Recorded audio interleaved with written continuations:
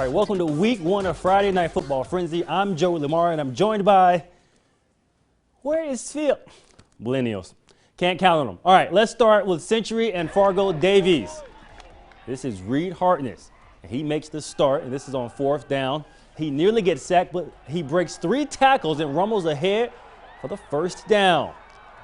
But they would turn the ball over, and Century took advantage. Cade Feeney punches it in from a yard out. Patriots up 28-0. And then Hartness, again, he's going to drop back, but he's wrestled down by a host of Patriots. Century looking like the #1 team in the state. They win 38-15. All right, now man down.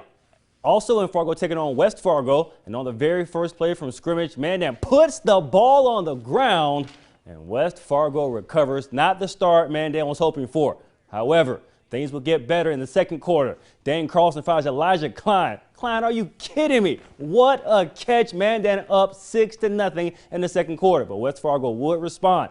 They get on the board thanks to this touchdown run. West Fargo goes for 2, and they go up 8-6. But Mandan would respond as they're able to get the ball in the 3rd quarter. Carlson keeps it on the option. Don't worry about the fumble. It was good. That score made the difference. Mandan wins 12-8. Let's head to the capital city for the state champs hosting West Fargo Cheyenne. Cheyenne trails 7-6 late in the 2nd quarter, but they are driving as they make the completion here, and the ball goes down to around the 30-yard line. Later in the same drive, Cheyenne's Grant Workington rolls out again, but this time he floats the pass, and Bismarck Gunner Swanson comes down with the interception. A great play by Swanson. So now Bismarck trying to score before the end of the half, and this ball is completed from Cade Ross to Cade Visto, and that's a 1st down. And here with 19 seconds left in the half, Bismarck is on the 6, and the pass is intercepted by Alex Ulob. That's a pick 6, 98 yards to the house. That was a game-changing play as Cheyenne goes on to beat the state champs 35-14. All right, now we will head to Minot where the Magicians faced Grand Forks Red River. Mike Elm is in Minot with more on that game. Mike? The Minot High football team was at home for their season opener as they hosted Grand Forks Red River. Now the Magicians were looking to shake off a disappointing 4-5 season last year, missing the playoffs for the first time in 14 years under head coach Barry Holman. But the team hoping to carry over the momentum at the end of last season that included a convincing 47-28 win over the Rough Riders to end the season. So let's check out tonight's game. Was originally scheduled for the new turf at Dwayne Carlson Stadium, but with work on the field not completed, the game moved up to Herb Parker Stadium. Magicians a second possession of the game on a 4th and 4 from the 9-yard line. It's Peyton Fillion taking the handoff. He weaves his way through the defense for the touchdown. Minot High takes a 7-0 lead.